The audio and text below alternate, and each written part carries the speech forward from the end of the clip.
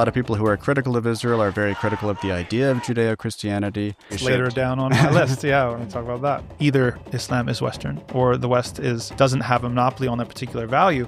It does bring up this more philosophical question of what is characteristic and distinctive of Western civilization at this point. Is it Christianity? Is it something else? Obviously, this term is somewhat artificial. Like, I'm sure there was an Israeli push, maybe during the time of Begin, to kind of promote this idea in order to appeal to American evangelicals, to kind of emphasize this connection. These two groups, Christians and Jews, have very tense relations. There is this foundational tension of rejecting Jesus. Maybe Muslims think that Christianity is ambiguously monotheistic because of the Trinity, but, Christians think of themselves as monotheists. I would argue much more tense relations than Muslims versus Jews. So I think this might be something that's actually inside humans, not just inside nation states.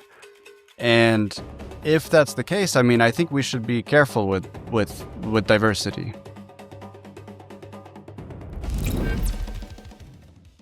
Welcome back. This is Hats Off, where we have real conversations across the aisle. We're going for something in between kumbaya that reduces or ignores, downplays our differences. But then on the other end of the spectrum, we're not Jubilee. We're not going for virality or gotcha moments. It's not even about debate. It's about having substantial conversations with folks that maybe we wouldn't always have the opportunity to speak to, with the hope and the belief that will lead to a better world. And so today we have Andrew Day with us, senior editor of the American Conservative. Welcome to Hats Off. Thanks for having me. I've been excited for this. Great. Yeah, I've been excited as well. Let's jump into it. The first thing I'd like to talk about, and we're recording this January 14th, so who knows what's going to happen immediately after this interview. But we've seen several things that have resulted in some fractures on the right and brought into question, let's say, the contested nature or soul of the MAGA movement. I think that it's safe to say that MAGA has moved beyond Trump. But then what is it really about? The fairly recent 12-day war between Iran and Israel, then Venezuela, now Iran heating up once again. We're left with a variety of actors and voices on the right, calling for various degrees of intervention or not intervention. You wrote a recent article, particularly on Venezuela, where you're describing a split, how you characterize it, between realists on one side and restrainers on the other side. And the stakes that are involved seem to be, what does a conservative foreign policy look like in a multipolar world? What happened to America First? Is America First dead? Was it ever isolationist? Was it a misunderstanding of America First to think that it was mutually exclusive with interventionism? What's your perspective? It's a big question and an important question. You said that MAGA goes beyond Trump in some ways. I would say that MAGA, or America First, precedes Trump, right? And the American Conservative is a good example of that. We were co-founded by Pat Buchanan in 2002 in opposition to the war in Iraq. Pat Buchanan was an America First kind of guy. He was a politician, presidential candidate, writer, and he favored non-interventionism. But interestingly, if you look at his record during the Cold War, and if you look at people like him, Buchananite-type conservatives during the Cold War, they weren't necessarily ideological restrainers. For example, most prominently, obviously, in relation to the Soviet Union, they were probably a bit more hawkish than the Democratic Party in that regard. So there wasn't necessarily this ideological anti-militarism at a axiomatic level of this style of conservatism.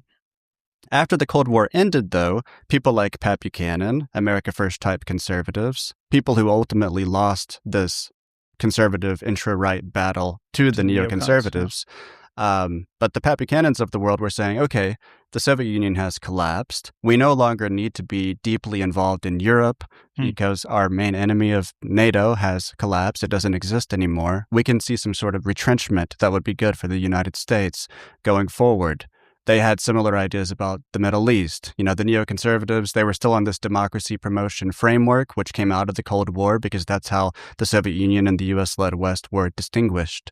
We were the democratic world and we're defending democracy. After the Soviet Union collapsed, people like Pat Buchanan didn't necessarily want to have this global crusade for a democracy, but the neocons took that perspective to the Middle East, right? So I think that what we're seeing now with Trump is he's not the most ideologically consistent person, right? He relies a lot on instinct. In many ways, he has revived this old right, kind of paleoconservative Buchananite view But he's also kind of negotiating different factions. He has different instincts. I think on Venezuela, there is some kind of America First case that can be made about like Western hemispheric defense.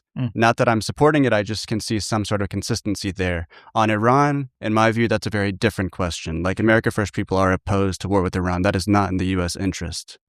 Let's roll the clock back just a little bit. I'm interested in your perspective since you're, I think, more obviously of a historian of the right than I am.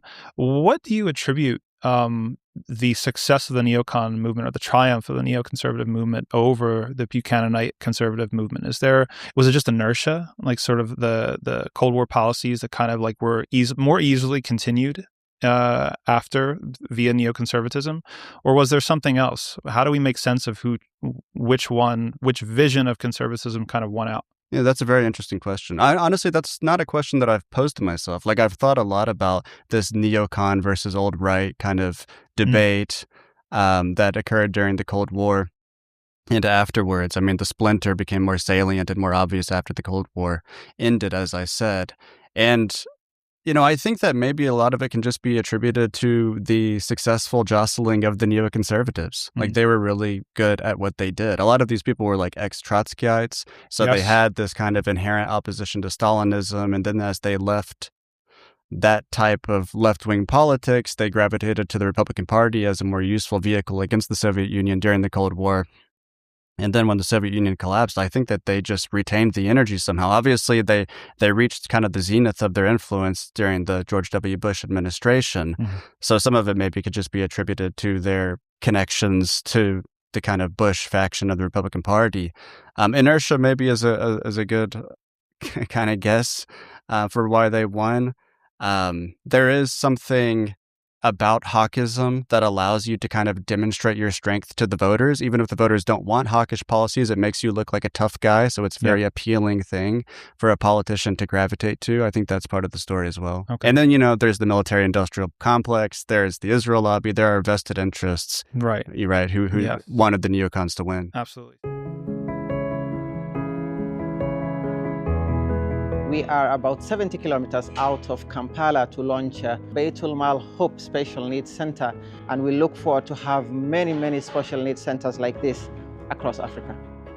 We have a dormitory rooms for boarding school, and we have 10 classrooms. We'll provide education. We'll provide vocational training such as carpentry to increase the capacity of those children with special needs.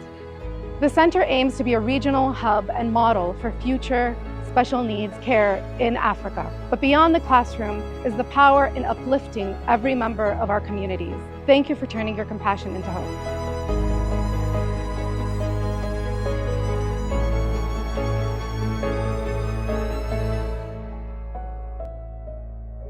Visit btml.us/thinkingmuslim to learn more and give.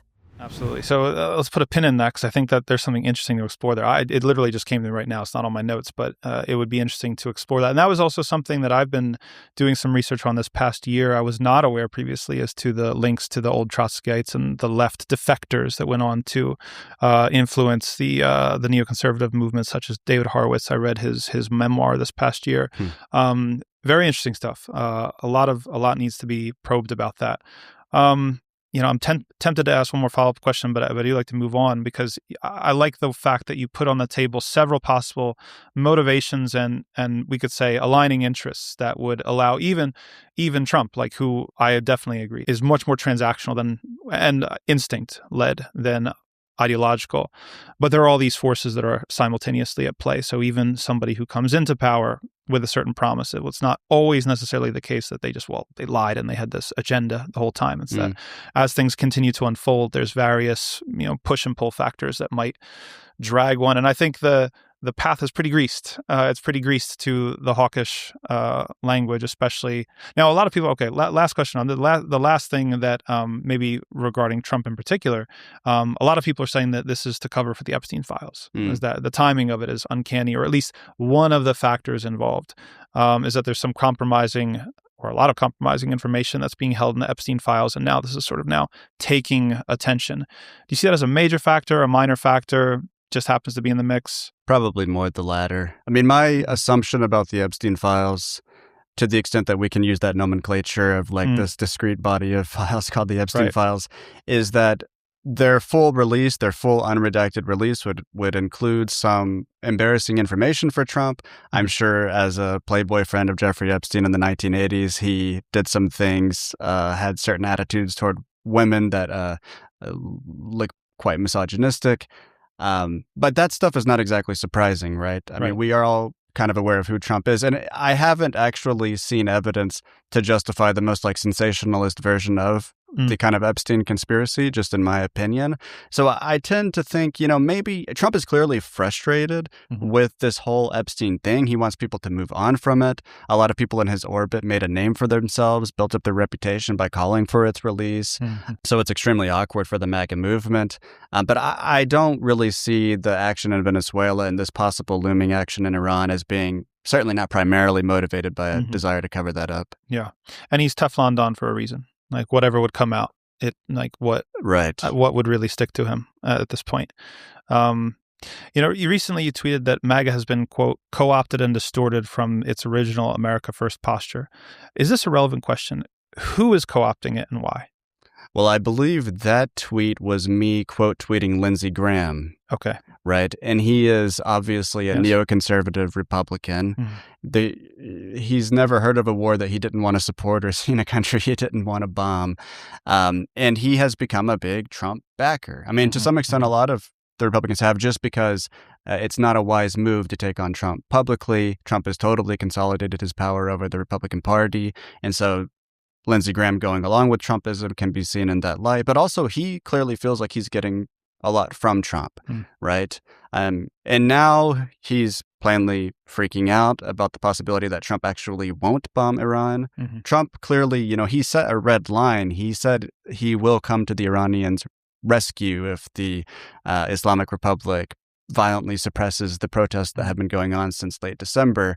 But now he appears to maybe be getting cold feet or trying to walk that back. I think his most recent statement was that the Islamic Republic had stopped killing the protesters and they weren't planning on doing any executions. So people like Lindsey Graham are freaking out. And what I was reacting to there is that he used this phrase, make Iran great again. And we've been seeing this, make Venezuela great again.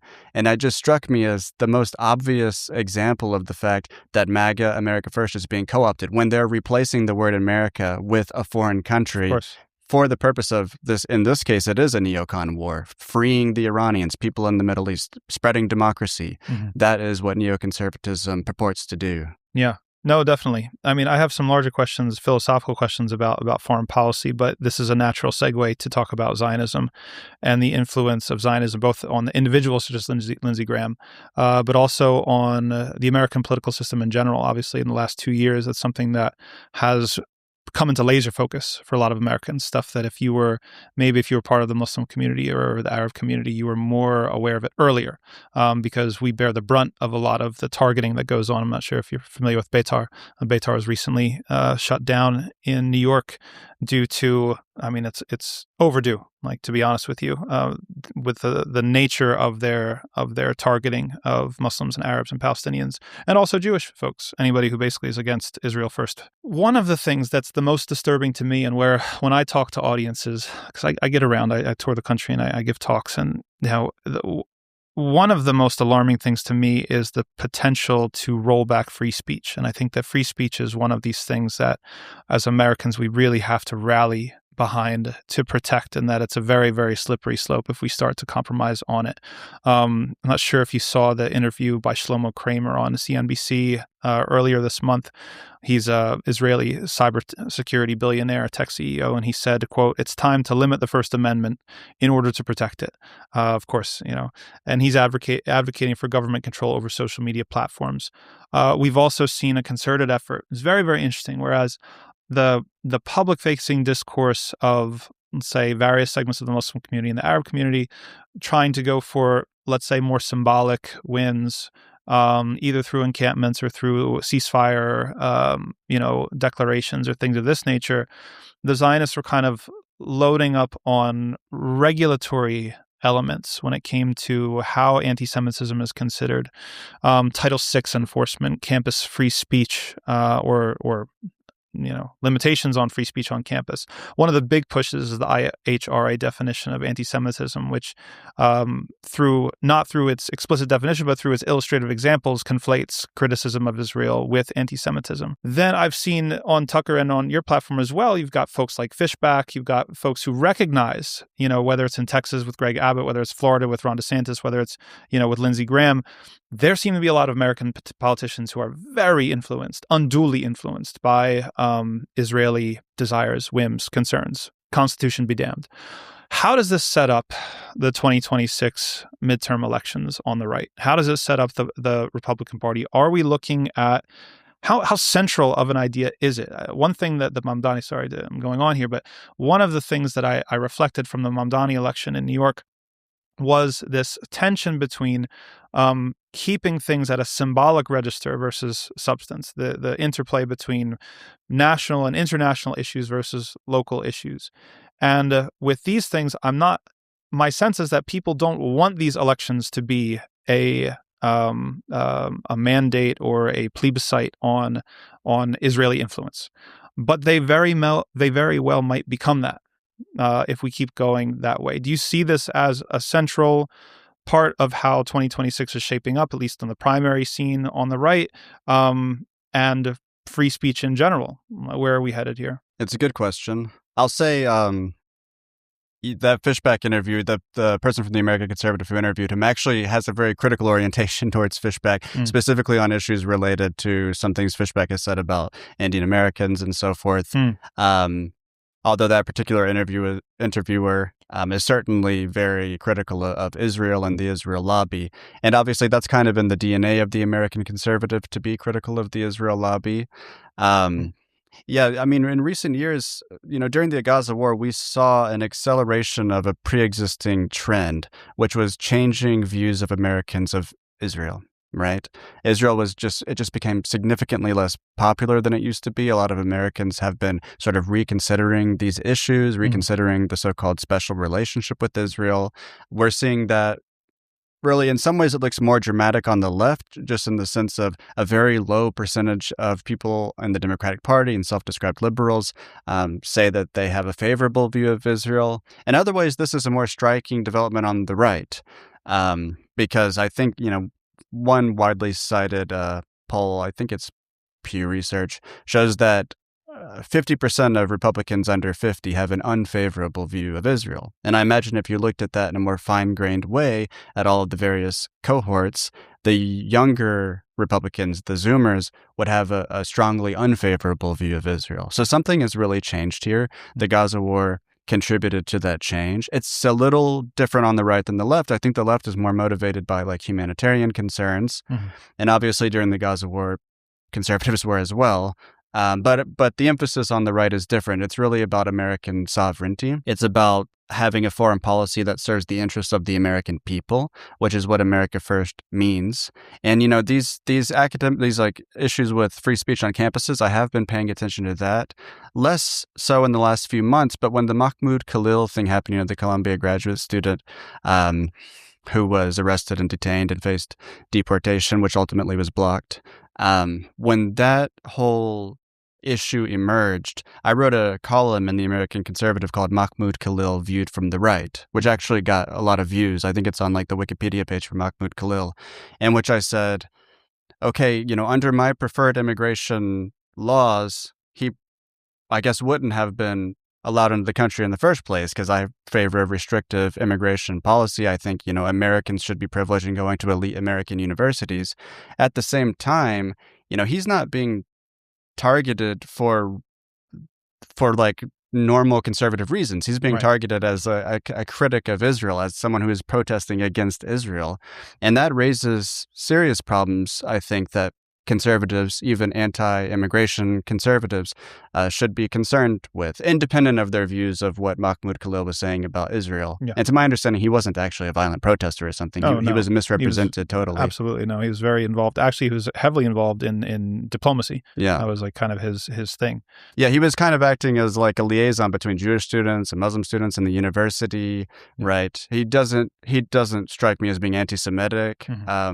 Although even that's kind of beside the point. I mean, for me, it's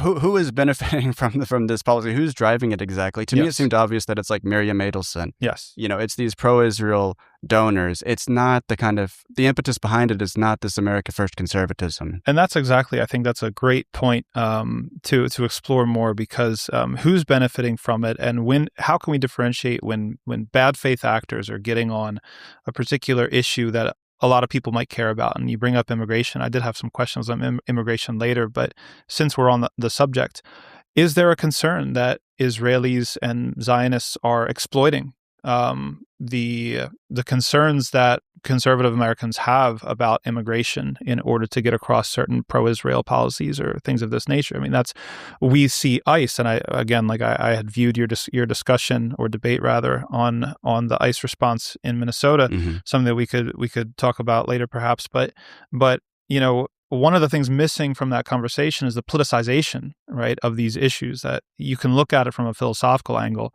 in a bubble. We're talking about, well, who should be let in and who shouldn't be let in, and how should that look like, and how have different political parties exploited, let's say, like the refugee system or various things. They're not entirely philosophical. They are policy questions as well.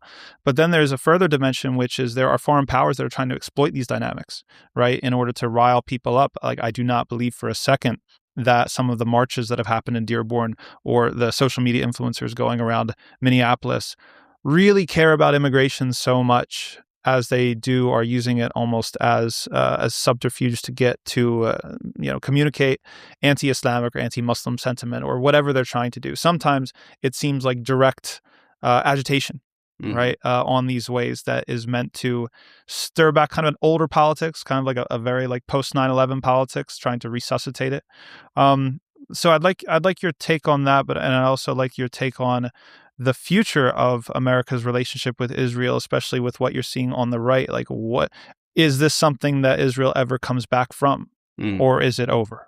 Yeah. I mean, I think the first thing that I would say is the Israel lobby in some ways is not totally unique, right? Ethnic lobbies exist in the United States. Lobbies that clearly are advocating for the interests of foreign nations exist in the United States. The Israel lobby has been quite good at it politically. But if you think about, for example, this action in Venezuela, the raid that led to the capture of Maduro, the general policy of like knocking down these left-wing governments in Latin America, a lot of this has to do with this little Havana community in Florida. Yeah. They have a big, powerful representative in the White House in the form of Marco Rubio.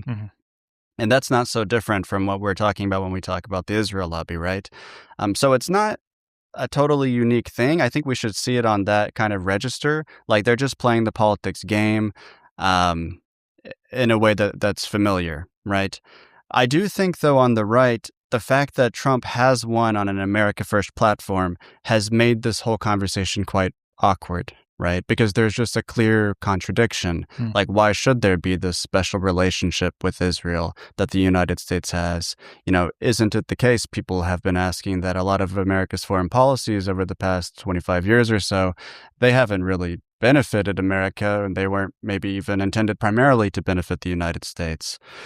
It looks to a lot of people like our foreign policy in the Middle East was in many ways trying to benefit Israel.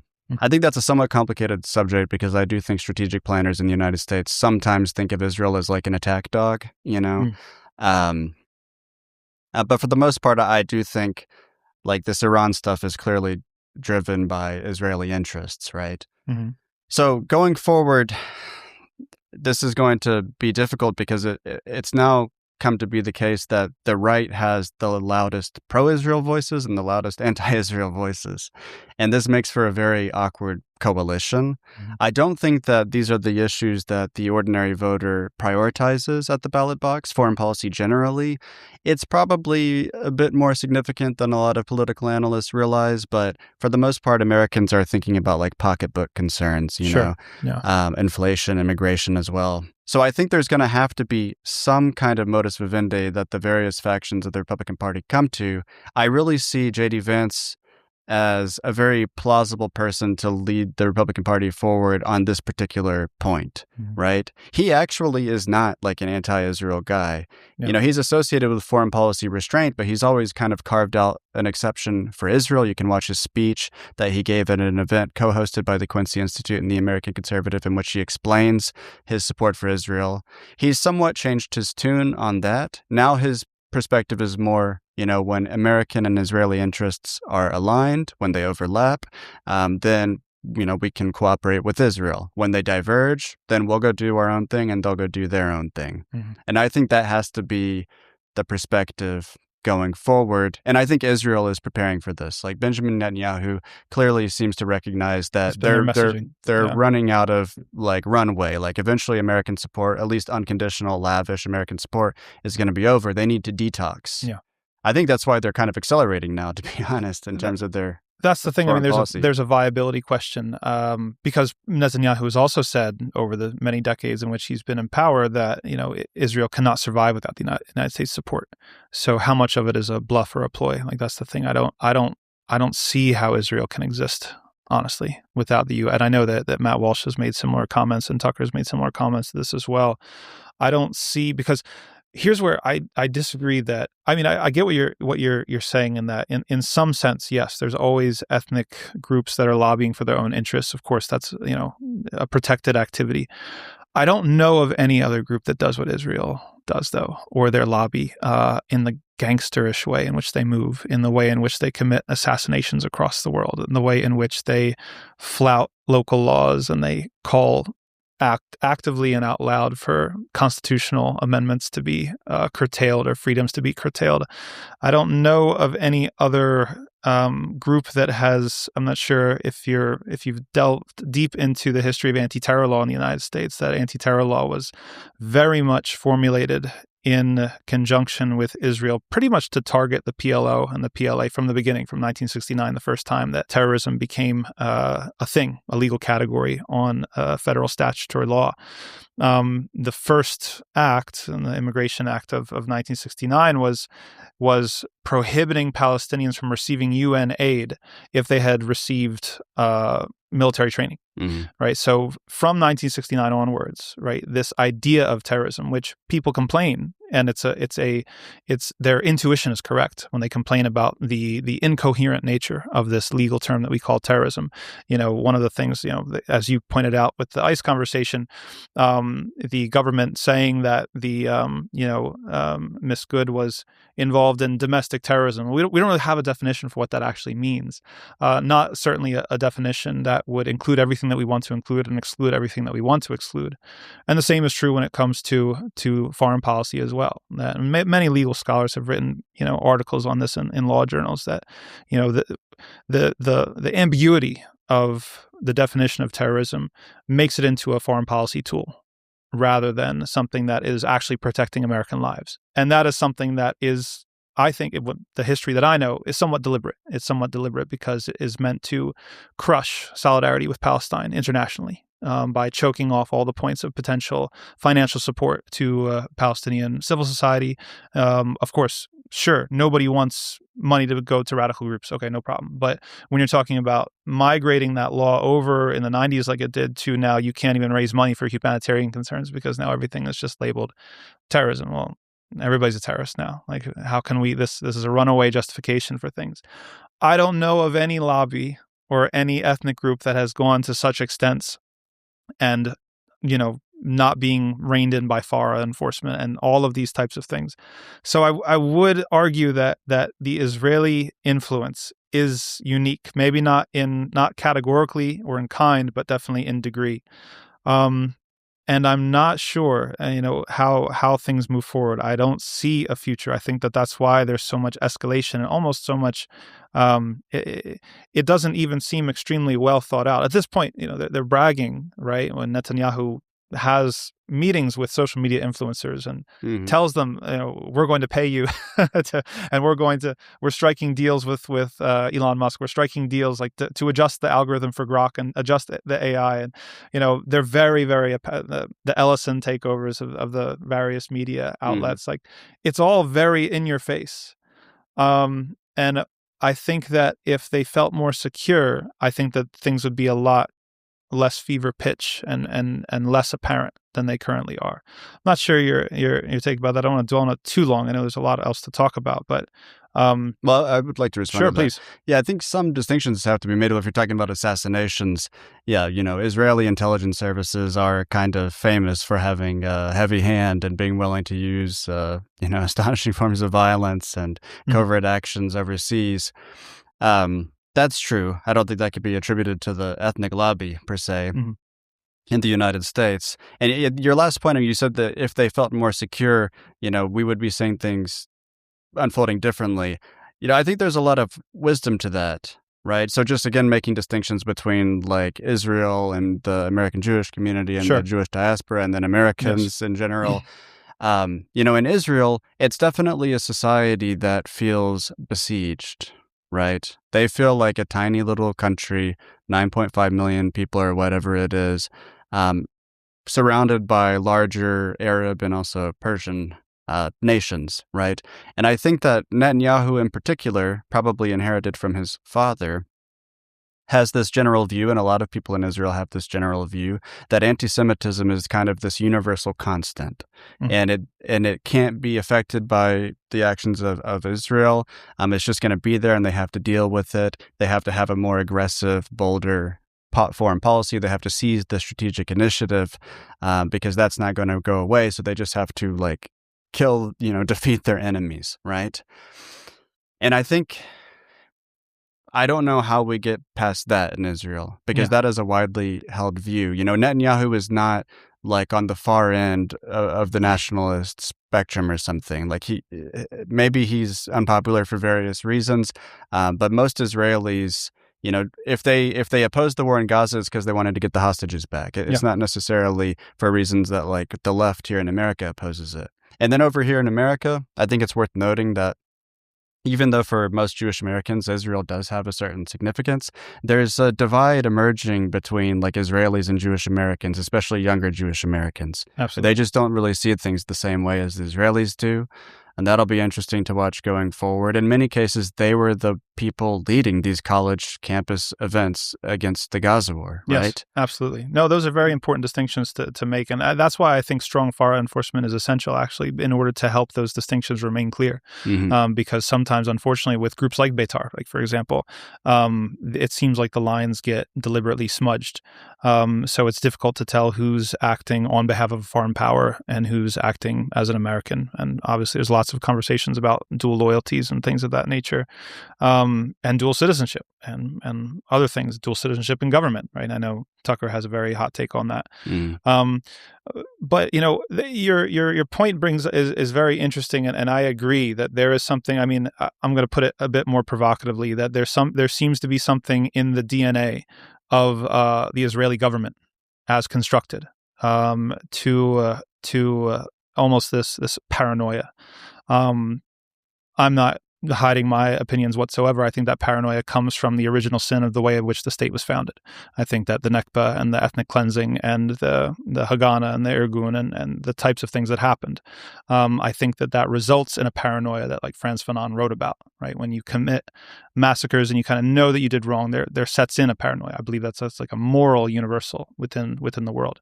Not to say that, that of course when any type of conflict happens, there can be various types of blame on other side, on multiple parties and multiple sides. But I think that there's a founding element that strikes me as acutely unjust. And this brings a question, should Israel as a government, we're talking about the government, not people, but should the government as a professed Jewish state, which in my understanding means a Jewish supremacist state. Maybe I'm misinformed about that, but I don't see how that could not result in apartheid. Should that type of government exist? So, well, first let me say I'm more interested in America than in Israel. Of course. And as I said earlier, a right-winger has kind of a different view on this than a left-winger who is critical of Israel and the U.S.-Israel relationship. The question, should Israel exist as a Jewish state? That's kind of a question that's posed on a moral plane, right? Yeah. And I usually don't analyze politics on that plane per se. What I would say about Israel is it does exist, right? it seems to not be going anywhere. And the question is, how do we go forward in a way where this can be a more stable situation in the Middle East? Okay. And I don't necessarily, I mean, I take your point about the Nakba. Certainly, you know, that created a trauma with Palestinians that would be difficult to overcome. Like there's always going to be a division and a tension there. But I don't know if these things were quite as predetermined that early. Like if you think about, for example, you might have heard of like the Clean Break Memo. This has become a more notorious and well-known memo. It was written, I believe, in 1996 for the incoming at the time Prime Minister Benjamin Netanyahu. That's how long he's been around. You know, he hasn't been continuously Prime Minister the whole time, but that's when he was coming in as Prime Minister initially. And that memo was actually written by some American neoconservatives who would go on to staff the Bush administration, and they argued that Israel needed to be tougher. It needed to seize the strategic initiative. It can no longer be in this like land for peace framework where it was trying to come to some sort of accommodation with the Arab world. It needed to just defeat its enemies and take a much more aggressive approach. It also needed to emphasize Western values in order to get the U.S. to go along with this. And I would say that in some ways, it's kind of worked for Israel. Sometimes it seems like they're kicking ass, you know. I'm sure that's how they feel when they look at how they've degraded Hezbollah and et cetera. In other ways, I think this is very unstable. Yes. I think in terms of Israel's long-term interests, like we're facing a situation where the U.S. Western support for Israel is going to decline because of changing public opinion in America. And then Israel, because of its kind of bellicosity in the Middle East over the past a long time, but accelerating in recent years, it's really freaking out its neighbors. We're seeing some signs of a kind of alliance of Muslim powers against it. And you can imagine that those things in combination could lead to a very unstable situation, say in 20 years or so. Sure. And I think the U.S. should be mindful of that. And like, I'm always trying to look for diplomatic opportunities. And I don't know if this kind of original sin narrative is necessarily helpful in that regard, because if you start telling the Israelis, oh, you need to give up your state as like a Jewish state, are they going to do it? Are you ever going to persuade them to do that? It seems quite unlikely, right? Yeah, fair enough. I mean, I find it very interesting. So one of the questions I had pocketed that I wanted to ask earlier, you know, when you say that you're usually not concerned about like what should or shouldn't happen, we're talking about politics. It seems like a more realist conception of politics. One of the things I wonder about conservatism in general, especially with the differing maybe factions, competing factions, you could say, or the contested nature of it that recent things are highlighting, such as Venezuela and Iran. Where is God in all this? Where is faith? How does it come into the picture when we're thinking about foreign policy? Is it really just, can we, and this is a very open-ended question, I haven't thought this through, but can we call ourselves people of faith with such, I would even say materialist, you know, in a realist understanding of politics that doesn't involve a moral lens of what should be, or I'm not sure. I have a lot of questions, more questions than answers on that, but I feel like I would throw it to you to get your thoughts. Yeah, it's interesting. You know, one way that you can tell that we've moved into a kind of post-liberal world where we've seen a return of the political is that questions, religious and spiritual questions, are kind of coming to the fore again. Like, and you can think about, I don't think as on this deep of a level usually. Like, I'm in journalism and I'm following the day to day, and so it's nice to have an opportunity to look past the headlines. But you could think about religious and spiritual questions definitionally as kind of questions of ultimate meaning. And it's interesting that we're seeing more mention of them now. Like, there's this debate about whether Judeo-Christianity is a category that we should... That's later down on my list. Yeah, I want to talk about that. You're seeing kind of biblical interpretations, right, in the context of Israel. And in some ways, America is kind of unique among Western countries in having maintained a certain level of religiosity, right? Certainly from Europe, yeah. But in other ways, you know, liberalism tries to bracket these questions. It doesn't want to engage in these questions of ultimate significance, in part because it doesn't think that that matters for citizenship, for the relationship between citizens and the government. And it doesn't think that the government should enforce any kind of grand religious conception on the people. You know, this is part of freedom of religion. It has deep roots in the Western kind of political tradition.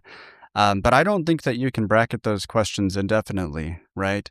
And I take a kind of Nietzschean perspective, I think, on these issues in the sense that I think that the Western world, if you don't mind me using that category, it's in this post-Christian phase.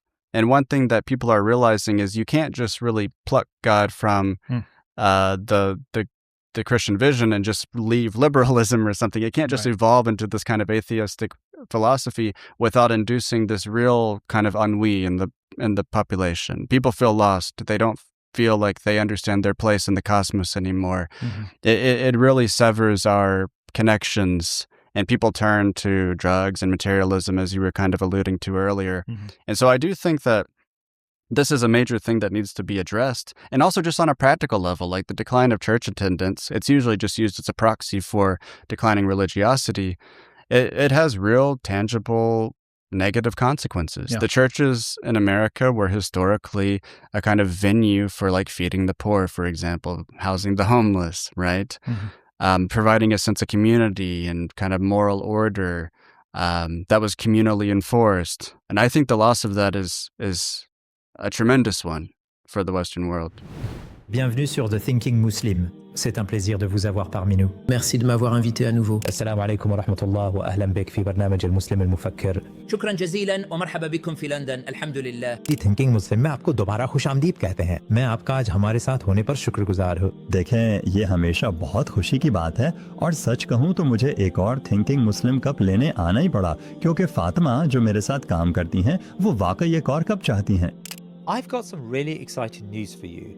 My guests and I now speak Urdu, Arabic and French, with the help of AI, of course. We aim to reach a larger audience and hope to dub our archive and new programs into these languages. I need you to subscribe to these channels and help spread the word. If you want to help this project, please consider making a donation or becoming a member. Yeah, I agree. And I think one of the things that appealed to me about Islam was there was almost a sense that those questions should never be bracketed, right, in the way that liberalism does. That even if you're talking about politics, you're talking about economy, the moral dimension of what should be, what does God expect of you, right? It can't really be shut out of the room. It doesn't necessitate a totalitarian politics where now it's like, well, we have to enforce this particular, like that. I see that as a political question, one that's relevant to people of faith, as relevant as it is to people who aren't people of faith, about, what's the, how do you deal with difference? How do you allow a marketplace for ideas? How do you allow people to persuade one another? And how far are you willing to allow people to persuade, right? And that gets into a larger question I did want to ask you about, picking my questions here, which one I want to get to first. What is the core? What's the core of Western civilization? How do we define it? Tucker has settled on a particular notion of moral individualism, which I think is profound, but I also think he's missing something large, which is that's not exclusive to the West. He posits it as something that's exclusive to the West. It's also a very Islamic value, ironically, that the idea that there is no collective blame nor collective punishment. Every soul shall not bear anything for somebody else. In fact, that's actually part of why Islamic theology rejects the idea of the vicarious atonement, because we believe, because of the moral individualism, we believe every single person will be held to account as an individual. وَلَا تَزِرُ وَازِرَةٌ وِزْرَ أُخْرَى, as is in the Quran. So if it's not Western, if that's actually a larger value that does exist in other places, either Islam is Western or the West doesn't have a monopoly on that particular value, it does bring up this more philosophical question of what is fundamental, what is essential, what is characteristic and distinctive of Western civilization at this point. Is it Christianity? Is it something else? I'm not sure your thoughts on that. I think it's usually difficult to answer these kinds of questions in that way. Like, what is the essence of this particular nation or this particular group? Oftentimes, there's no core or essence. There's just kind of family similarities, right? And if I was answering the question of what the West is, and we're talking about Western civilization, sometimes in foreign policy writing, you'll hear about the West as a kind of security arrangement that includes, like, Japan, for example. But if we're talking about Western civilization, I think that in some ways, it's obvious that America is part of it. Like, we're in D.C. now. You can tell even in the architecture, this kind of Greco-Roman and, antiquity inspiration for American political architecture. The design of our Constitution was heavily informed by the tradition of Western political philosophy going back to, like, Roman antiquity, right? If you look at the history of Western political thought, the Europeans were all there was so much cross-pollination to the point where, we think of, for example, Thomas Hobbes as an English political philosopher, but he was like living in France and influenced by Italians, So there's definitely some distinctive cultural grouping, and that's what a civilization is. It's like the largest cultural grouping of which you are a part, called the West. That includes North America and Europe. I mean, we were talking about how liberalism likes to bracket religious questions. It also likes to bracket race. But I think race is part of this, however awkward that might be for people to consider, where the West is kind of like one half of the white world. It's like the non-Russian white people, right? That's one way to look at it. And in America and Canada and Australia were European in that sense. They were kind of offshoots, colonial offshoots of Europe, not victims of colonial domination, but, that's it. In some ways, yes, they were. But you get my point. It's something different than that. They weren't like an external people that were colonized. They were themselves European who went away from the continent. And then one reason this has become kind of confusing is because over time, in the last few decades, there has been a very rapid demographic transformation of the Western world. It's one way that you can tell that the Western civilization is a coherent entity is they're all kind of facing the same thing, right? Across Europe and the United States, Canada, Australia, they're all experiencing simultaneously something that's kind of unprecedented, like the sort of voluntary demographic transformation of their countries. And that's made this whole issue even more fraught to think about. And I think that's why people turn to this kind of abstraction, like the West is about liberalism, or the West is about individualism, as apparently Tucker Carlson says. And I agree that that's just not going to cut it. Like, if I was thinking about what is Western civilization, it's not totally delineated from others. There's like one of the things that's interesting about Western civilization is it's kind of interested in the world, Right. Yeah, I was going to say one example of that is actually the cross-pollination between Muslim peoples and Islam and Western civilization. Like when it comes to a lot of the early throughout the Renaissance and the early Enlightenment, folks like Francis Bacon being influenced and using actually Muslim-produced manuals. Mathematics, science, and other things as well, even politically. A lot of people don't. So I co-wrote an Islamic history book this year called Islam in World History through Rutledge. And one of the things that people don't know is that, the Protestant Revolution across Europe, they enlisted the help of the Ottoman Empire as a hedge against the Catholics. Sure. They were afraid of being kind of brought back in. So whether it's Queen Elizabeth in England, but also the German states, and also then Eastern Europe in Romania, today's Romania and Hungary, it brings up a larger question of history versus memory and the curation of that history, because whereas people like Gibbon will write that history as, the Islam was defeated at Vienna. And I was like, well, the Protestants also called there were Protestant groups that invited the Ottomans to come to Vienna because they were afraid of the Habsburgs. They were afraid of being pulled back into a type of, forced into Catholic belief in that particular case. So, there's issues of delineation, sure, for sure. There's also issues of curation, I think, as well, which is that whenever we're going to present, perhaps it's present and project onto the present moment, something that's rooted in the past, we're selecting by nature. We go to the Greeks, we're choosing to select the architecture and the philosophy, we're ditching the oracles and the polytheism and the paganism. We skip over the Ostrogoths and the Visigoths. We strip, we there are selections, editorial decisions that are made. And that brings us to the question of Judeo-Christian values, because is it a thing? Is there something that it seems to me, knowing history as I know it, it almost seems like an oxymoron, especially for people who are extremely dedicated to Christianity, let's say like God first conservatives, that these two groups, Christians and Jews, have very tense relations over their histories. I would argue much more tense relations than Muslims versus Jews. And yet, within the last 150 years, there's become this construct or this curation of this idea of Judeo-Christian values. I don't really believe in it. I don't really see it as having much of a tangible reality outside of what people have imagined it to be. It's almost like an empty symbol that they can kind of load a lot of things into. Certainly, I don't believe Israel is a democratic society. I don't see Israel as representing Western values, even the ones that we hope to champion. If we hope that Western civilization is demarcated by a certain, freedom of thought and again, marketplace of ideas, persuasion, these types of things. You can't do that in Israel. Like, there's roads for Palestinians, and there's roads for Israelis. Like it is an apartheid society, like top to bottom.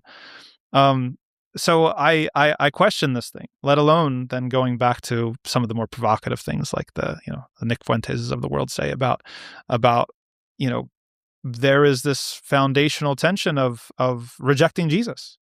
And that to me just throws into such stark relief the political and constructed nature of some of these concepts that Muslims who accept and revere Jesus as the Messiah, seen in a Huntington-esque way as the civilizational other of the West, and then other folks who reject the morality of Jesus entirely, right? As being seen as civilizationally closer. As you could argue, Ashkenazi through Europe, and maybe there's some cultural things, but for me it throws into relief like the very, very political and constructed nature of these terms. And my ultimate what I'm driving at here is that the concern for me is that this holds us back. Is that we need, rather than comforting symbols, we need to drill down on exactly what are the values that we believe make us, in order to be able to accurately register when those values are under threat, and how to protect them in a robust way. And that's my fear. My fear is that, and I'd like to your opinion on this point specifically.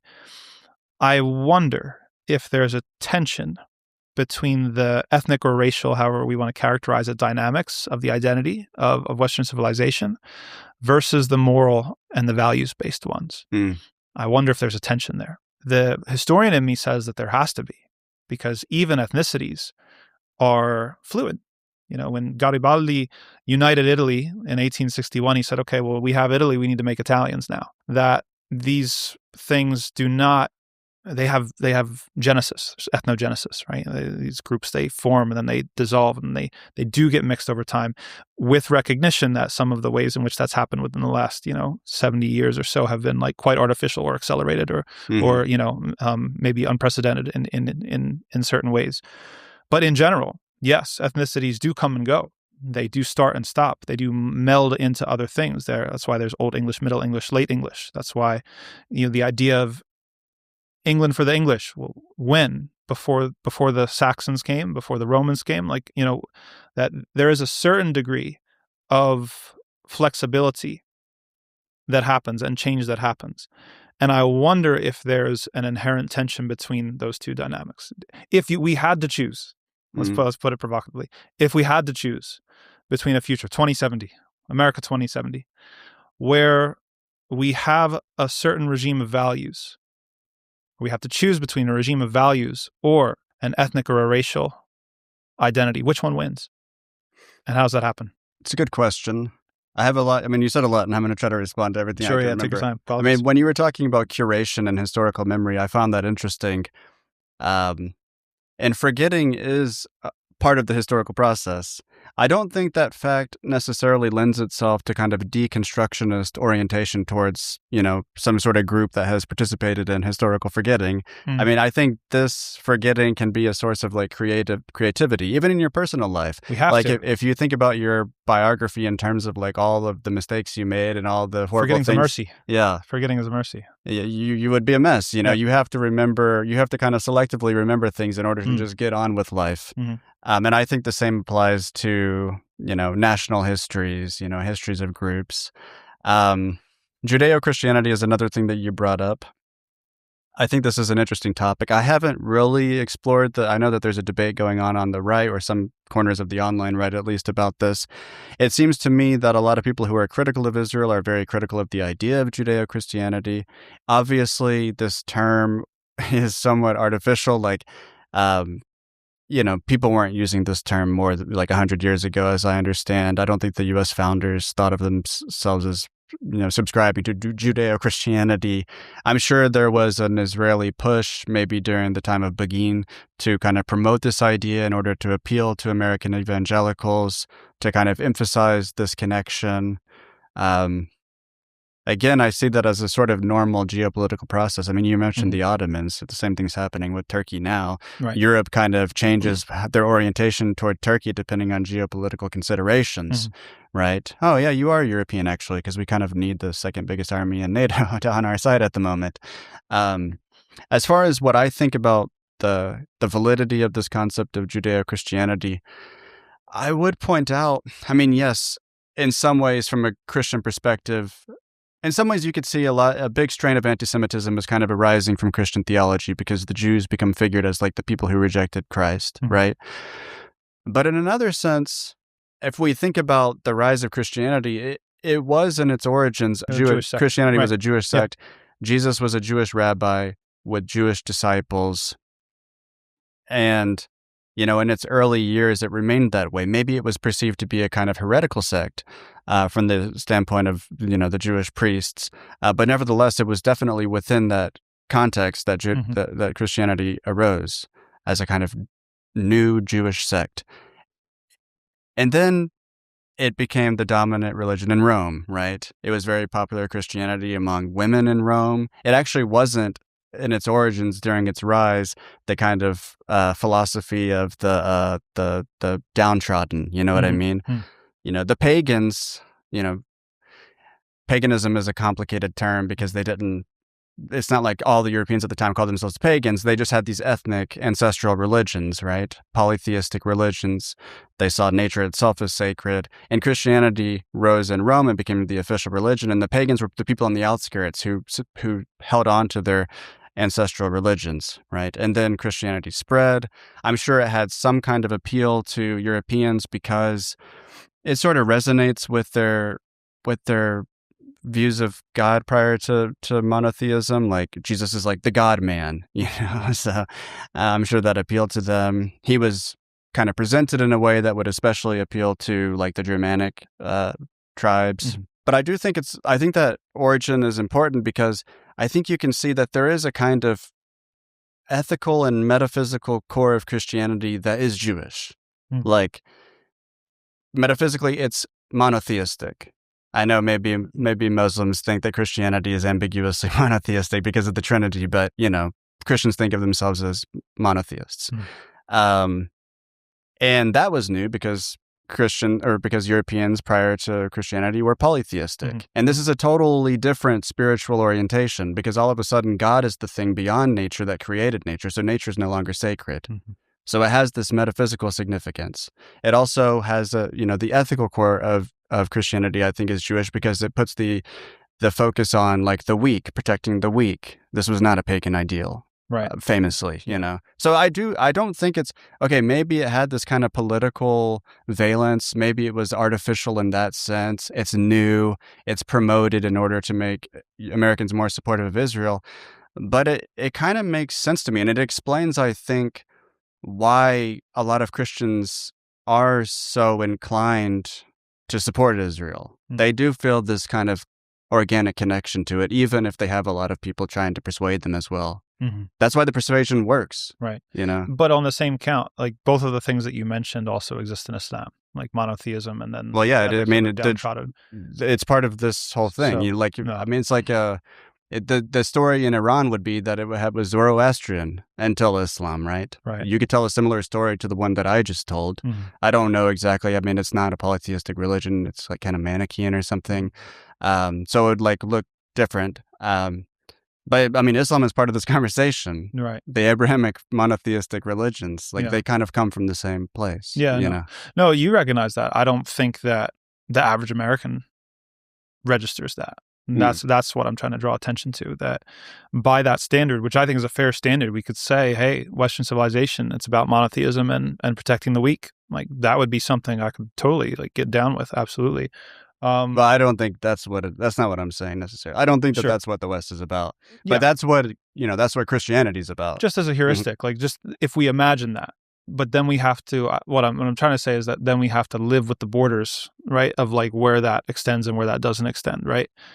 And then so it becomes a question of consistency. That's basically what I'm just trying to say is that, yeah, sure, obviously that makes sense to include a Judeo-Christian, but then it doesn't make sense to include, it doesn't make sense to exclude Islam from that conversation, right? Because, we haven't introduced a criterion by which like Islam would be excluded yet. One thing that also Americans may not realize, I saw this really interesting thing. I don't know how representative this was of what's actually the case in terms of Israeli public opinion.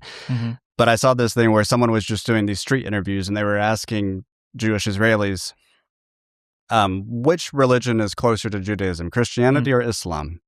What do you think they said? I would guess they'd say Islam. Every single one did. Because they know the law, because we have law and they have law. I believe they were also asking Muslim Palestinians the same question, and they were saying, oh, Judaism. Well, many Islamic scholars talk about that, and they actually say of all the faith communities, because in the sort of prophetology of Islam, we imagine it as like this community followed this prophet, this community followed that prophet.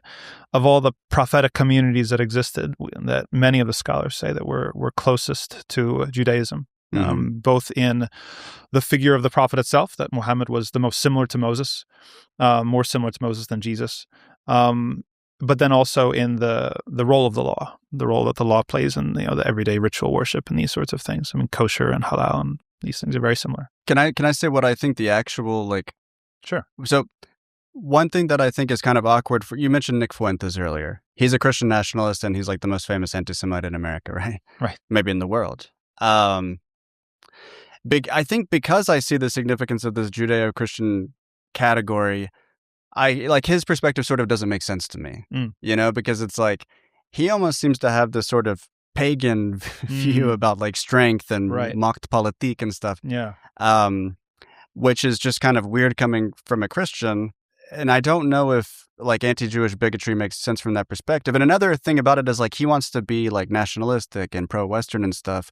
But like who killed Jesus? Like the Romans killed Jesus. Yeah. I mean, I guess you could say the Jewish priests betrayed Jesus, but that was like exaggerated. Like crucifixion was I think Muslims maybe don't think Jesus was crucified, but within the Christian framework. There was the intent anyway. Yeah. So, yeah. Crucifixion was a capital punishment of Rome. Yes. Right? And it was used against, among other people, like Jewish rebels against Rome. Yes. So that's kind of the origins of Christianity, like a Jewish rabbi rebelling in a kind of unique way against Rome, not trying to lead like a violent revolution or stir up controversy or something, just through the power of his moral message. Yeah. Right.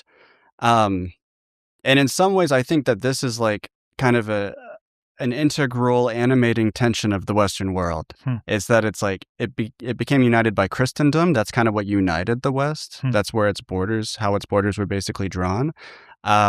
But there was like this tension between its like Roman pagan antiquity and the value, the metaphysical and ethical core of Christianity. And you see this playing out in all sorts of ways. Like with the Renaissance, it was kind of a looking back to like, pre-Christian standards, ideals of beauty, right? And, it's messy. Like, there's no clean way to tell the story. Yeah. But I think that's kind of what's interesting, Yeah. So does that give us, forgive me for, like pressing, but like, are we any close to being able to define what is Western civilization, or what is the common core? What is the thing that Western civilization rallies around that distinguishes it from other things? I think this whole complicated story I just told, and I'm sure other civilizations also have a complicated the story. tension between the polytheistic European Roman heritage and the Christian one. There's certainly a lot there. Yeah. Okay. I mean, that's interesting. I mean, I don't have prescriptive or evaluative thoughts about it. I have to think about it. But that's interesting to think about. I mean, I imagine if I knew more about Islamic history and the history of Islamic countries, it would also be a quite complicated story. It always is. The map is never the terrain. The terrain is always more complicated than the map. And even the way in which, I should have brought a copy of my book. I would have given it to you happily. Because there's a section in it where my colleague, Dr. Susan Douglas, who actually is local to this area, she was a retired professor at Georgetown, where she describes the ideological dimension to archaeology and sacred archaeology, that the sense of the Holy Land, right? The mental imagery that we have virtually on every inside cover of every Bible, right, is Palestine, right? Or that area, right? She makes a very interesting argument that back further in time, they extended those borders in their mental imaginary, that it actually extended down into what's today Saudi Arabia.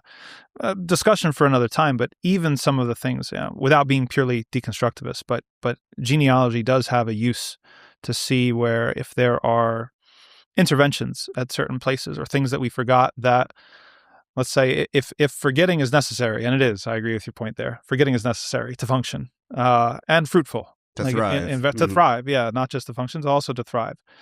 But there still can be things that we forget that are important to remember, right? That could become blind spots. And so I guess trying to plumb what are the things that are forgotten that are worth remembering, and those which are better left forgotten, that's a whole other thing. I know I opened up a ton of threads. I'm trying to think if we closed most of them. We talked about Judeo-Christian. We talked about your comments or your reaction to this idea about maybe it's already put to bed with your last response, but the possibility of a tension between a values anchored Western civilization versus a racial or ethnic anchored Western civilization. Feel free to pass. just something that I think about. Yeah, it's an interesting question. I think maybe some kind of distinction probably does have to be made in this case between America and Europe and between the different countries in Europe, because America is such a multiracial, multi-ethnic, multi-religious country already. So if you're talking about imposing some sort of racial standard on American nationality and American citizenship, it seems like the only way to get there would be through like some ugly, violent phase that I don't support. As a general matter, as a general principle, though, I do think that whatever countries are still relatively homogenous in Europe that want to remain that way should have a right to do so. Right? I don't think it's like evil to think in terms of nationality, real like ethnic. A nation is an ethnicity. It's an ethnic group that wants a state or that has a state, right? And ethnicities are differently defined, right? Sometimes you can have a multiracial ethnicity. Right. I mean, arguably, the Jews are fit in that category because there's this ambiguity about how they're religiously defined or ethnically defined or racially defined.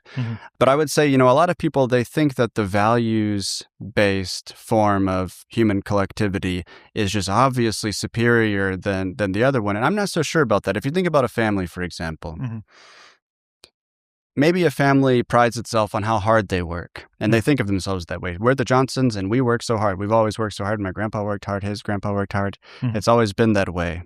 Okay, that's not essential to the family, actually. And if the family misperceives that to be the essence of the family, that means that they might kick out a lazy daughter, right? Or they might let in some stranger who's just hardworking and they have nothing in common with otherwise. It doesn't make sense.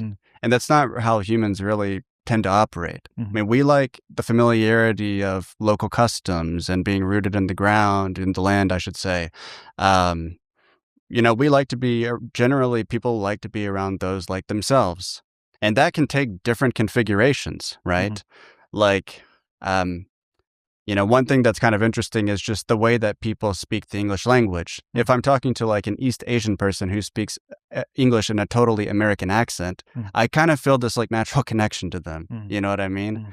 So there's like It's not like race and values are the only options. Right. There's like a deep cultural similarity that also can come into play. Yeah, it's interesting to think of. And again, these are half-baked thoughts. I get what you're saying, and it's certainly true. I would say that sometimes values can also be not just like essential in gatekeeping, but aspirational as well, right? So you're trying to hold out an aspiration for people to strive for, which prevents the opposite problem, which is people who check the box of a type of, even familiarity, but their morals are something that could put you at risk in various ways or run society into the ground. We talk about, the porn industry or OnlyFans or all of these horrible things, the proliferation of sports betting, which is just out of control. Everything is drafted. I would totally ban all these things. Yeah, me as well. In charge. Me as well. Yeah. So, I mean, like, that's why, it is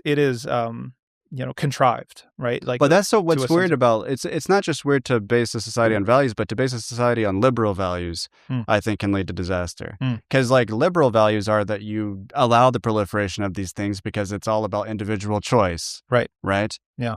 And, maybe this is something that's kind of similar between a right-wing perspective and an Islamic perspective. Like, I don't think a society can really survive that way. I do think that morality has to come into the picture in terms of like guiding the citizenry so that we don't all just degenerate to the lowest common denominator and we don't, think about things in terms of, how pleasurable the sensations are, right?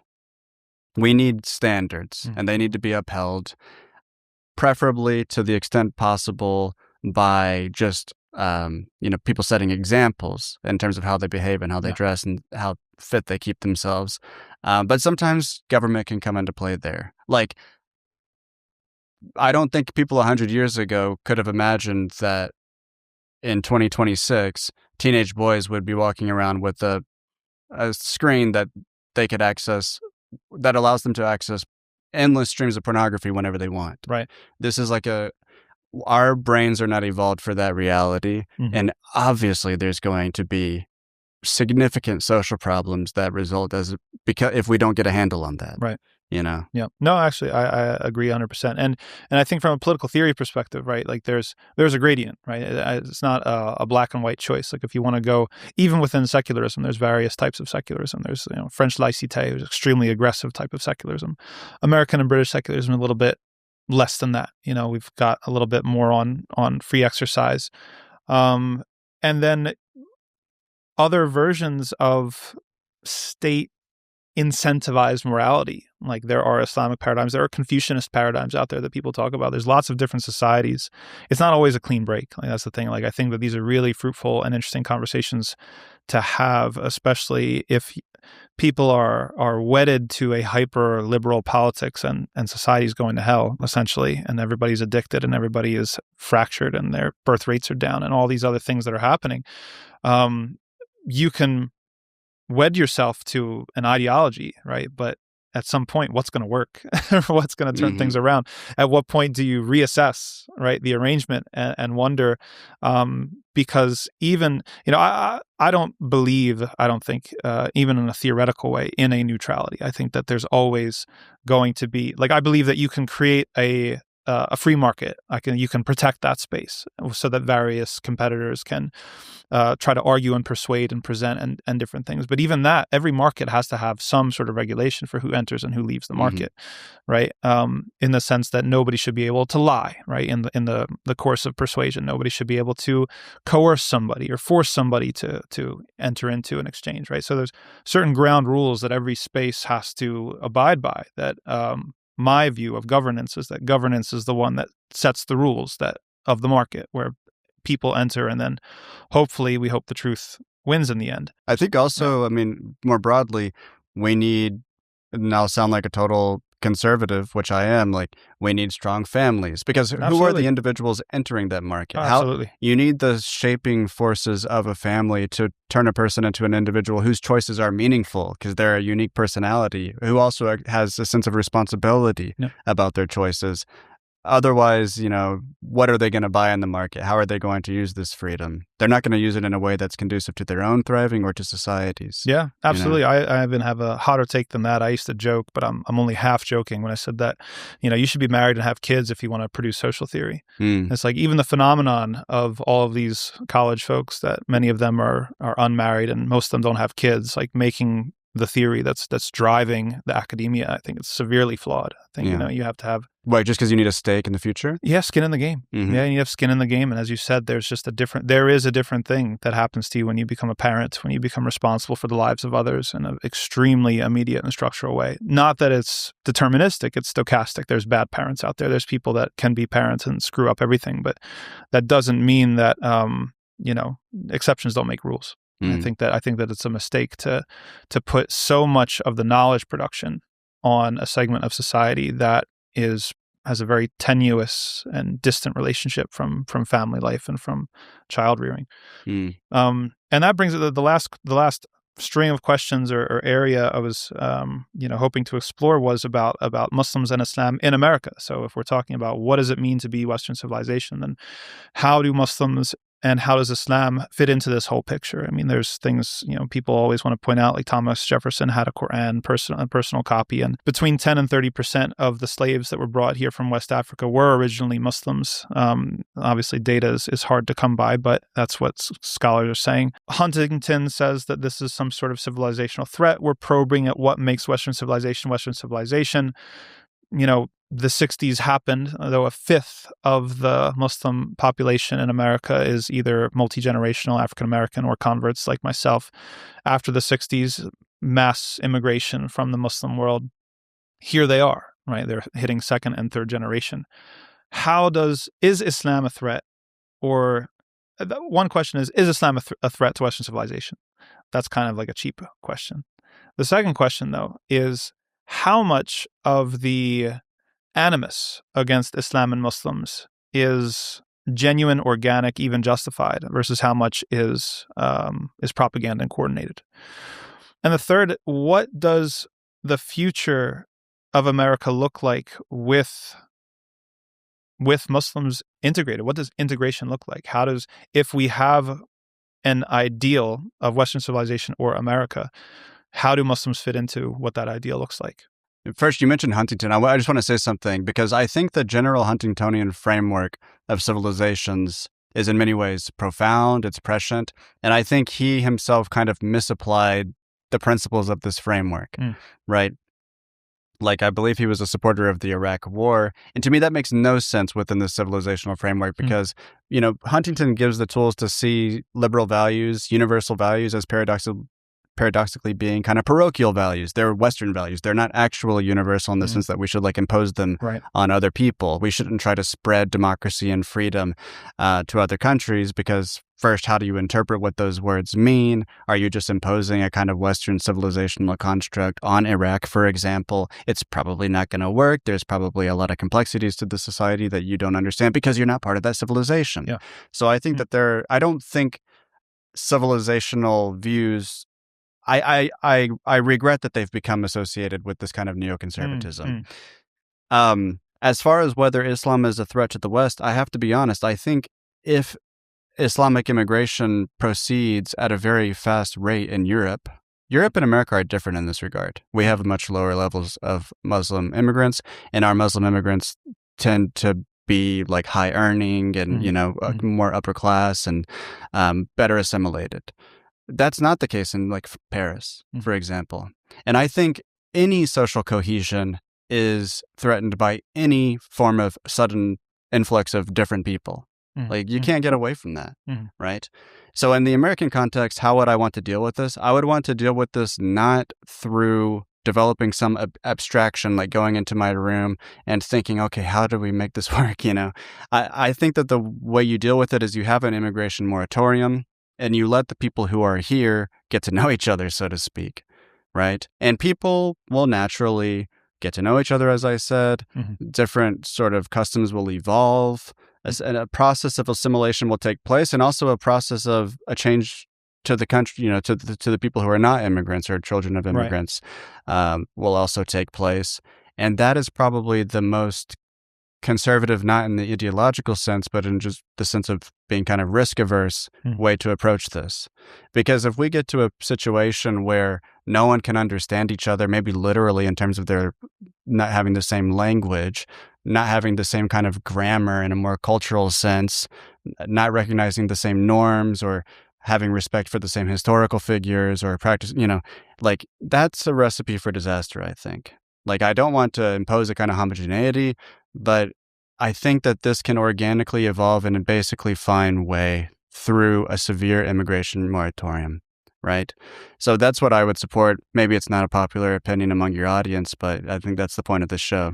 Well, yeah, it's to talk about it. And yeah, it's that opens up a couple questions that are interesting. So one of them is, with the example of Europe, okay, so one of the things, as you know, like when the left is talking about immigration, they discuss the push factors, right, rather than the pull factors of like, well, why are there so many Algerians in France? Well, it's because Algeria got colonized by France, very brutally, by the way, right? So there seems to be always this blowback. Right, not saying that that's the only cause of migration. Of course, that would be simplistic, but there almost seems to be like a historical process involved here.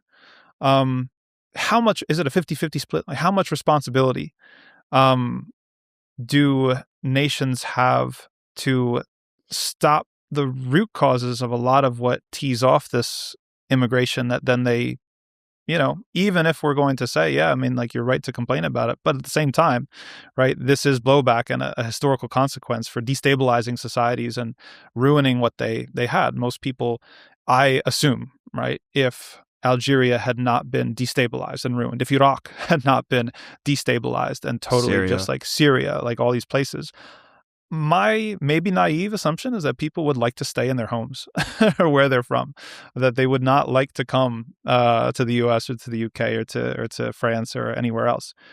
But what complicates things is that when imperialistic foreign policies are very much destabilizing these places, then there becomes this almost mutually, I don't know what to call it. There is a relationship that's forged between these two peoples or these two nations. So where does the responsibility fall? Like, how does that figure into this as well? It's a good question. I mean, it's one reason that I am opposed broadly to wars in the Middle East. Consistent. No, that's very consistent of you. Yeah, I see that. And, it's not the only driver of immigration. I think a big driver of immigration in recent decades is just the development of new communications technologies and a reduction in the costs of transportation. It's just become easy to see what life is like in a different society and then to move there if you want physically. But you're right that these migration crises that we've seen from the Middle East in recent years have, American militarism has a lot to do with them, obviously, right? And Europe actually kind of pays the consequences more than the United States does for that, which makes me wonder why they're so content to just continue relying on our security umbrella, because it seems like we're actually causing them a lot of problems, including political problems, destabilization within their societies, because, there's a lot of pushback in all of these European countries. So yeah, I think a main reason to oppose militarism from a conservative perspective is this recognition that it's going to destabilize these societies and cause these migration crises. That's not the only reason I don't want to do it. I also don't think we should kill people unless we have to. Like, military force should be a last resort. Although it can, play a role in advancing the national interest. Like, I'm not a pacifist. So yeah, I broadly agree with that point.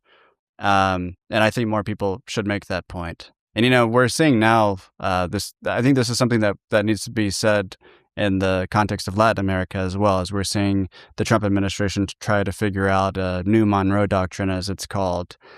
So far, it seems like they're not wanting to push military intervention that would result in like a widespread migration crisis, but that is a significant risk here if things go sideways in Venezuela, for example. And that blowback would affect America primarily. Oh, absolutely. Rather than Europe. Absolutely. And another, that brings us to another major cause of immigration, which is, I think, predatory economic policies such as NAFTA, right? And those sorts of things that are done at the behest of corporations to provide a steady stream of cheap labor that the average American can't survive on. Right. I think that has to be there as part of the question. That's my concern with, of course, you've been very consistent philosophically, but in the discourse, when I see a lot of the ire directed at immigrants themselves, with full recognition that, of course, hey, if any group of people, there's going to be a certain percentage that are criminals. There's going to be a certain percentage that this is not like, giving anybody. That's where that moral individualism, I think, is significant, that we like to judge people by the content of their character and their own deeds and actions. But I don't see, at least in the mainstream discourse, enough attention being put to the push factors that cause people to be mass expelled. Why did so many Mexicans, especially after in the 90s, come to the United States? NAFTA was a huge part of that, right? The undermining of their own systems, economic systems, the undermining of the working class here in America. It's no secret. I mean, my dad was a working class laborer. Like, that type of guy is extinct. You can't really lead a household, right, with those types of jobs anymore. The fact that those employers can get away with that is largely because they have a steady stream of very cheap labor coming in.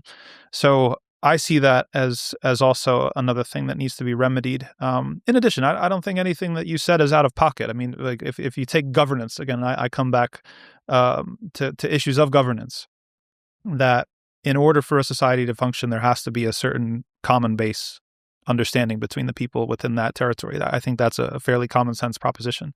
And that's actually what civics is supposed to do, right? Civics is supposed to establish, and we can have lots of interesting and specific conversations as to the content of those civics, or what does that regime look like? What are the practices and beliefs of that civics?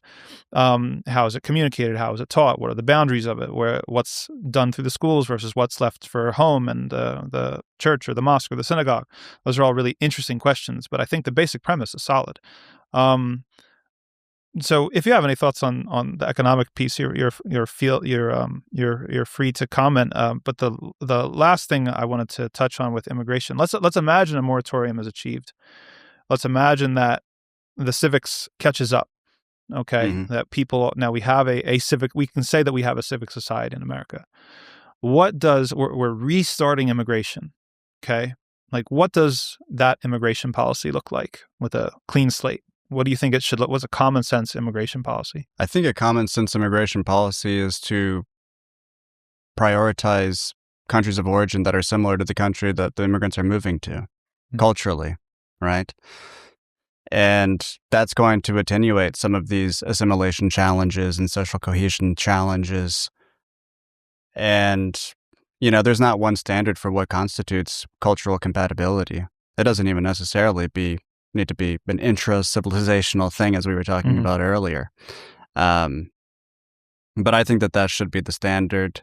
And it's okay if the standard remains a little vague so that statesmen, stateswomen can kind of figure out, what is needed at the moment. But, immigration, it serves different kinds of purposes. I mean, you mentioned that big businesses have pushed for immigration from countries where the incoming immigrant will be satisfied with a low wage. That's obviously been the case. That's the kind of the main driver. Bernie Sanders, I think, famously told Ezra Klein, open borders? No, that's like a Koch brothers thing, Koch brothers idea. That's like a billionaire class idea. We don't want that. That's bad for the American worker. I actually think that perspective was a little contradictory on Bernie Sanders' part. Because, socialism is supposed to be this kind of universal thing. So it's like, on what basis do you prioritize the American worker? I imagine Bernie Sanders wouldn't have a very good answer to that question. Maybe he would. I don't know. But yeah, I don't know. It seems like a little abstract. After the moratorium is achieved, which I think the country would look a lot different. But, we've done this before in the United States. I can't give you precise dates, so apologies for how schematic this is, but we have had influxes of immigrants and a perception that this was like destabilizing and we needed to get a hold on this, and then we have a sharp reduction in immigration, and then things kind of smooth out. Interesting. So, I mean, much of this, this has been a very, very thoughtful and thought-provoking conversation, and I like the fact that there's a lot of things that need like further thought and spelling them out. I see what you're saying with immigration. I guess my one fear, and this comes back to the tension that I highlighted, with the tension between the values-based. Maybe that has something to do with compatibility. That's interesting to think about. I'll have to think more about that, versus the ethnic or race-based idea of solidarity or group identity or whatever we're going for here. And this applies to Europe as well. That, I wonder, and this perhaps this comes out of my experience as being an Italian American, because, as an Italian American, there's a saying that there's no Italians except outside of Italy, right? It's like the national identity is very weak among Italian. That people have way more. Venetians, my family's Venetian, do not consider themselves having much in common with Sicilians. Sure. To the point where if a Southern Italian soccer team travels up north, they'll put banners in the stands saying "Welcome to Italy." Right? It's like it's known. It's very it's acrimonious there, almost to a laughable degree. And so there is this question. It's like, okay, Italy's for the Italians. Well, what's an Italian? It's like these things are actually, well, there's Venetians, and then there's Florentians, and there's Genovese, and there's Calabrians, and there's all these people and identities, I guess, without sounding, like a leftist. I mean, there's some fluidity to it. There's some fluidity to it.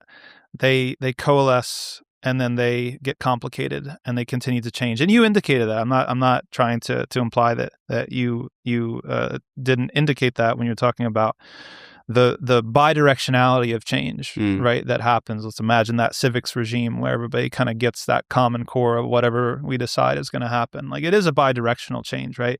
Biryani can become the state food of UK. I mean, I know people chafe at that, but it's a possibility, in a world where it could be done through cultural change.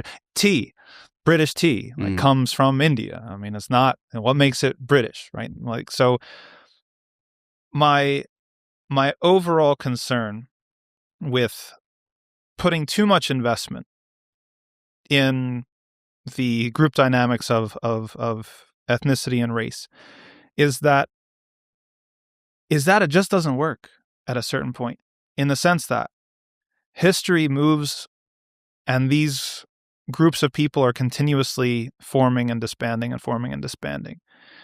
And I almost wonder if there needs to be a proactive role in steering and shaping where that goes. Rather than what I fear is, not amongst you, but a lot of people, common person, a more reactive take as to, no, stop, this is too much, this is too fast. Even if there's a point. Like, actually, it was very fascinating because, when I went to Ireland, and I was put up in a hotel outside of Dublin, and I was dismayed because in the outskirts of Dublin, it was a hotel that looked like every other hotel here, in a strip mall that looked like every other strip mall here, with McDonald's and all, like, all the brands, total homogenization, neoliberal homogenization completely. And I was like, I understand the sense of threat. I really do. It is maddening. You're also seeing this other interesting thing in Dublin where you have Irish pubs. Like, it's like a simulacrum. Right. Exactly. Like, so I get the point. But what I see, like, that way of life is under threat. Absolutely. There is a culture that is besieged, that is under threat. And people should be upset about that, because our age and our era is one in which the common man has just been, stomped on and walked over and trashed and very disempowered. My enduring concern is that the object of ire is misplaced, that so much attention is being put on the immigrants themselves, rather than these two, if we want to talk about one big bucket, the military destabilization that causes mass migration, or accelerates it at least, and the refugee crisis on one hand, and then the economic policies where these are the big corporations and they're given carte blanche to do whatever they want to do, and they are the drivers behind a lot of this. I guess my my hope is that people would put more attention and blame, let's say, to the real, what I see as the real forces behind it, and realize that whether it's with the local Muslim, if they're an immigrant or if they're not an immigrant, that there's actually a lot more room for commonality in that bidirectional enrichment and that, civic grounding or whatever. I think that there's tremendous opportunity for that.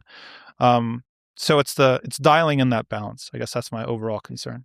Yeah, I mean, certainly I agree about neoliberalism and homogenization. I mean, this kind of aesthetic, this totally characterless, rootless, aesthetic that is taking over the world. And, this is something that annoys me about kind of liberal ideology and this idea of multiculturalism, is that it obliterates the boundaries that constitute the multiplicity of cultures, right? It's actually, in a way, undermining of diversity on a global scale. Yes. But one thing that I can't help but think when you're talking is so much of this conversation and focus is on the West, as if the West was uniquely averse to immigration or something, when it's totally the opposite. I mean, the West is what's experiencing an influx of immigrants. It's often the case that these people that are fleeing Muslim majority countries because of maybe of U.S. militarism or for some other reason, they can't really find a home in a different Muslim country. Saudi Arabia has a pretty strict immigration policy, if I'm not mistaken. All of them are completely authoritarian and very arbitrary as well. I don't know if you remember some years back when they had that spat with Canada. Yeah. So they gave everybody 24 hours. If you had a Canadian passport, you had to leave. I mean, it was very, very heavy-handed. Same with China. I mean, they're not destabilized by these immigration crises because you're just not getting in. I mean, they allow, it's not 100% of people in China are Han Chinese. That's obviously not the case. They famously have the Uyghurs have some trouble. But it's this is an expectation that people have of the West. There's this kind of browbeating and this moralizing about, the West, it's going to drift back to this ethnic conception of itself, when it's sort of weird to me because the West is the liberal place, right? The only reason this argument works is because of liberal morality, because Westerners kind of feel guilty, right? And I don't like that. I don't like guilt or pity. Yeah. No, and I also don't like meanness. So I'm not advocating people be mean to immigrants. Sure. But I do think that, the people in Ireland, they won't just object to the idea of neoliberalism, although I'm sure I do. I'm sure in Ireland they do have people who object to McDonald's and stuff. They also object to Muslim immigration. So how do you respond to that objection? Yeah. Well, that's interesting. I think that for me, I'm coming from a different historical perspective, because when I think about, I see it as a problem of modern nation states in general. Okay, I see that the reigning technology for governance, which is the ethno-nation state, I see a fundamental weakness or arbitrariness in requiring a homogenous ethnic identity in order to draw strength that casts an ethnic other as a threat.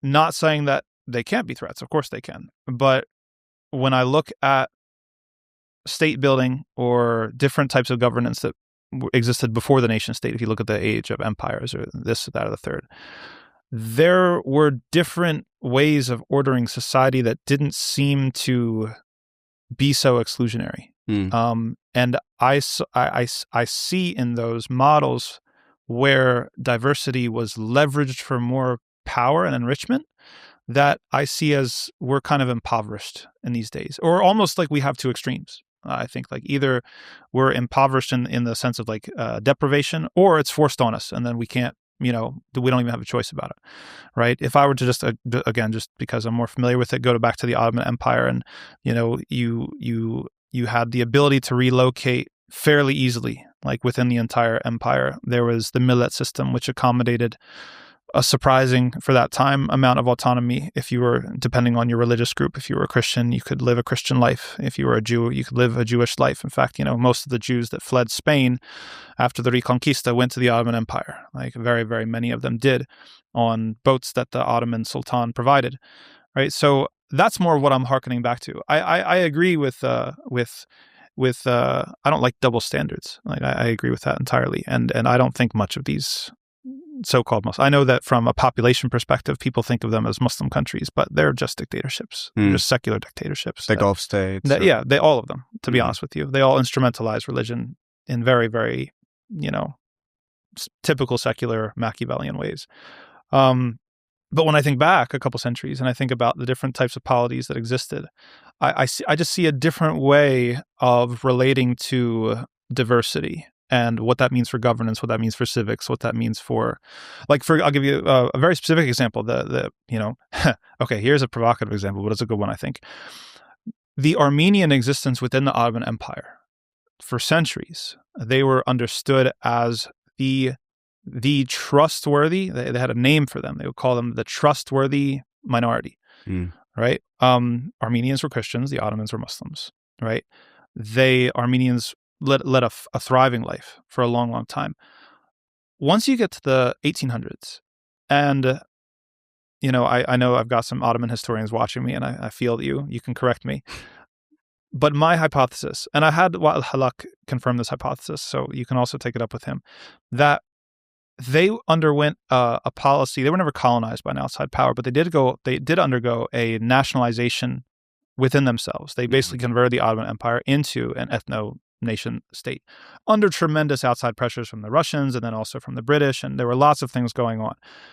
But when you started to see the massacres that happened towards the end of the century against the Armenians, against the Kurds, it wasn't always, some people tried to portray it as a Muslim Christian thing. It wasn't. It was also against Muslims too, of different ethnicities, the Kurds, Circassians, Armenians, Assyrians. You start to see these pogroms, you start to see these ethnic violence. I can't help but think that there's something there that's in the DNA of even like the ethno-nation state, that is something that has this relationship with difference and diversity that is it's just not as good as it could be. Maybe I'm losing my vocabulary here. That doesn't seem like, I get what you're saying. And, I broadly agree with your general historical view of modern nation states, I guess. I mean, if you've read Peasants into Frenchmen, stuff like that, but there was a kind of artificiality to the construction of modern nation states, often for military reasons, a need to kind of homogenize the population, get everyone speaking the same language, educated in the same way, and that does make, maybe that does that kind of figures difference as threatening. But it's not like this stuff just started happening with modern nation states. I mean, our ancient, our prehistorical tribal past as hunter-gatherers was very violent. The archeological record suggests that, when different tribes collided, it was very, they would go to war basically. So I think this might be something that's actually inside humans, not just inside nation states. And if that's the case, I mean, I think we should be careful with diversity, right? It could be the case that we're increasing the possibility of violence. So I think that the moratorium idea is just better. And we need to calm the temperature, obviously. I don't condone, and certainly I don't support any kind of meanness towards someone on the basis of their, ethnicity, obviously, but it does seem like diversity has a kind of correlation with conflict, with social conflict, right? And that's something to be mindful of. And that doesn't necessarily mean that, we just have to impose liberal ideology on people. It could be the case that we just kind of chill out on the diversity. And this is an important conversation because diversity has become the value of liberalism. Right.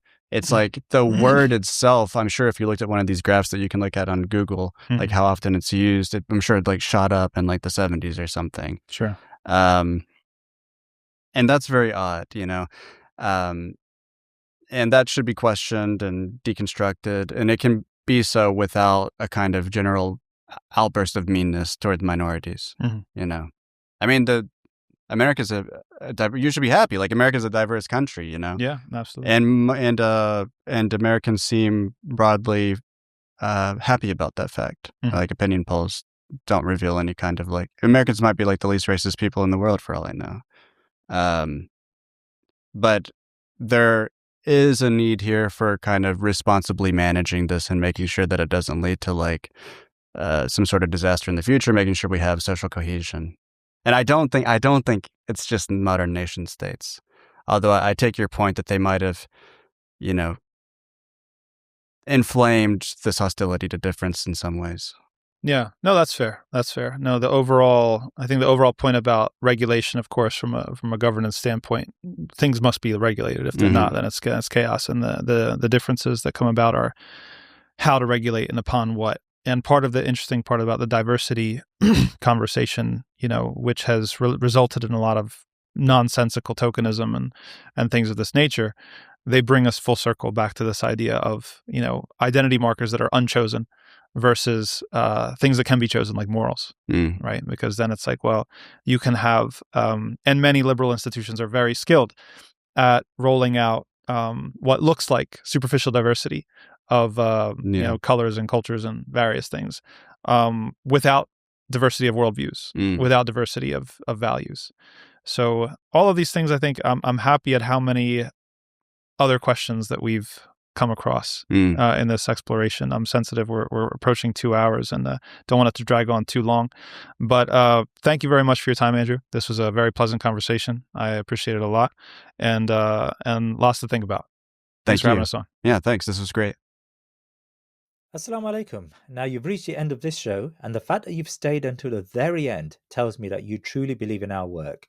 Please consider making a one-off donation or becoming a member by visiting thinkingmuslim.com/membership.